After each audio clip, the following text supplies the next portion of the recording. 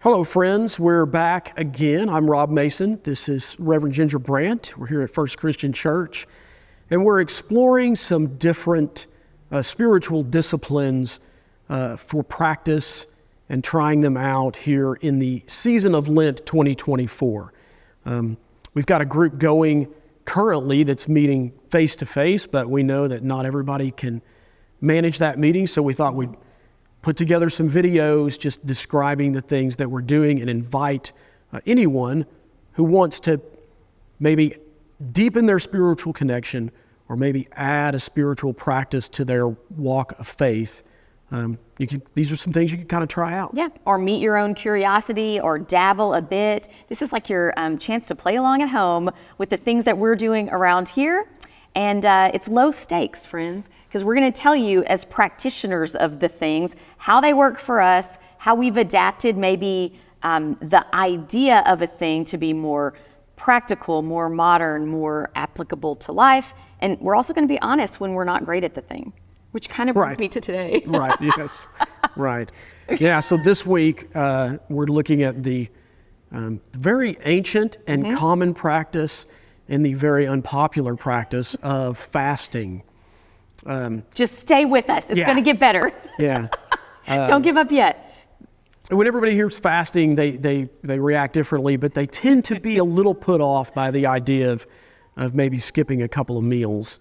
But, not all the practices work for everybody. Right. They don't all work the same for everybody. So I think there are ways to adapt and to get at it in a more contemporary or modern sense that can be meaningful and useful for people today. We believe there's something to it, or the practice wouldn't have lasted this long, right? I don't discount the practice. I really think that there's something there. I think you want to analyze what is there, what are you trying to do, and how many other ways might you accomplish the same goal? Right, exactly. So historically, fasting has meant, abstaining from food. But what fasting is really about is emptying yourself, so that you can be filled by something else, filled by God's Spirit, filled by God's love, filled with mercy or forgiveness or whatever it is that you need to be filled up with. The idea is to first empty yourself of the things that you need to be emptied of. So fasting isn't necessarily about food. I think that's just the most obvious way people understood the idea. Right. It's an obvious thing you spend a lot of time fixated on every day. So if you're going to make more room for God, it sort of made sense and has for a long time that we'll stop doing some of the normal things we do, like preparing and eating food. It's going to save you a lot of hours in the day if you're not doing any of that. Right, which has translated in the Lenten season to abstaining from chocolate or meat or this or that or the other. Giving up wine, right? Right. Yeah, but, or cursing. Yes, exactly. There's a lot of practices out there. Right, but the idea is not to suffer or to punish yourself for the sake of suffering. The idea is to create a clean palate for God to be at work in your life. And so I think it's already getting better. We're already making fasting seem more doable, right? Create a clean palate, clear out some space, empty yourself. You can do that. Right. You can do that. So some other ways to think about it, maybe outside of food, in a culture that is obsessed with consumption and consuming things, whether it be goods and services or social media or television or whatever, a good fasting practice is to pick one of those things and abstain from it for a period of time, just to see how that changes your receptivity towards humanity, towards the world, towards God, towards what the Spirit might be saying in your life. If you don't have the noise of, I'm going to say Facebook. This video is probably finding you on Facebook. So glad you didn't follow that rule for this. If you don't have the noise of that in your head, what word could you hear? So there are different ways to think about fasting other than food. But so do you personally fast? Let's get to that. I've tried it a few times. I don't do it regularly. mostly because I always say this, I just find myself standing in front of the refrigerator like 10 times a day thinking, oh, wait, I'm not supposed to eat. and then shutting the door. So rather than focusing my mind on God, I tend to be focused on just trying to remember to not eat. So as a practice, it's been challenging for me, but I wouldn't say that it isn't useful. Certainly, abstaining from things other than food, I have found very useful. Thanks. Just to kind of turn my daily living in a different direction. Again, just to be more intentional about what I'm thinking about, what I'm focusing on.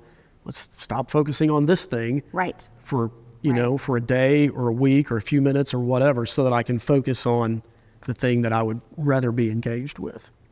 Yeah, I had some really powerful experiences fasting among a group of girlfriends who did this practice together in my 20s and a little bit in my 30s.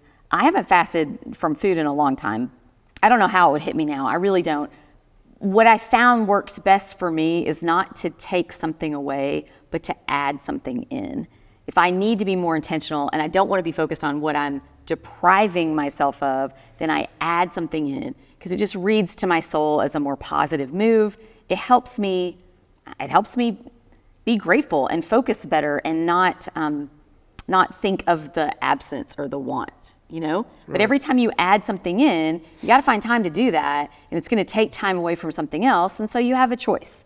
If I'm going to add in an intentional walk once a day instead of once a week, if I'm going to add in viewing of a specific documentary series or reading a specific book, that's time taken away from other things. So I'm trying to be intentional about what am I not doing because I'm choosing this other better for me thing. Right. So obviously the concept is to empty yourself of not needful things and fill yourself with better things, with needful things. Yeah. But if you do want to try it with food, if you want to practice with food, I think typically people go from maybe sunset to sunset. Sunrise to sunset? No, like sunset on Tuesday. Oh, I got you. Until the next sunset. So that 24-hour period, you would abstain from food. If you want to make it a little easier on yourself, then you eat right before sunset on the first day, and then you eat right after sunset on the second day. So you get your 24 hours in, but it makes it a little bit easier. If you're feeling like you really want a challenge, then you could go through that second evening and break fast as normal the next morning, and then you get in 30 or 34 hours, something like that. A little bit longer period. A little more dicey in the a little more challenging.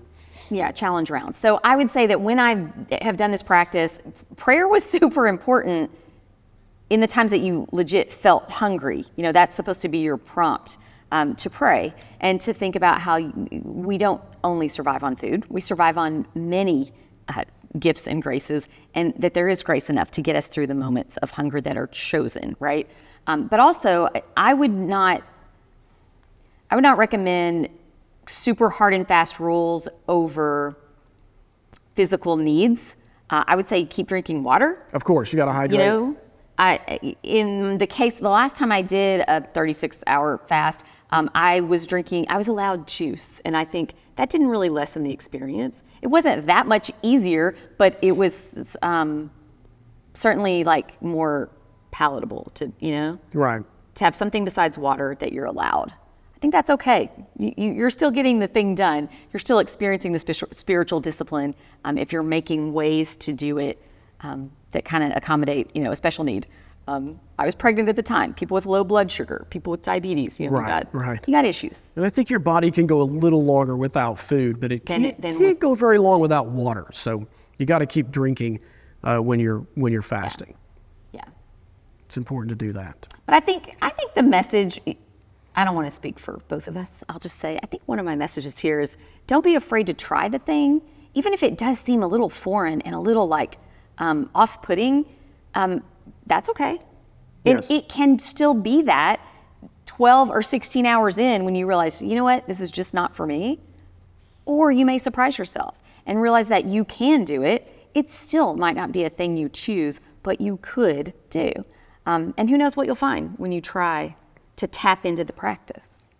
Right. So you're invited to participate in the fast, whether that be from food or from some other thing that is consuming your life, to just take a break from that for a set period of time and see how that works out for you.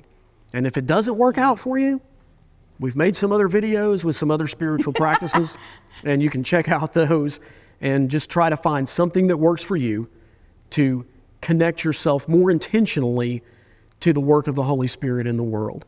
We trust that the Holy Spirit is working and moving among us. Can we make ourselves more attentive to that? I think so. we can. I think so. And Yeah. fasting is one of the ways that people have done that for thousands of years. So Right. it might be And worth a try. We're not leveling the ways. We're going to be back with more content, more ideas. You take what works, and we are with you on the journey. See you next time.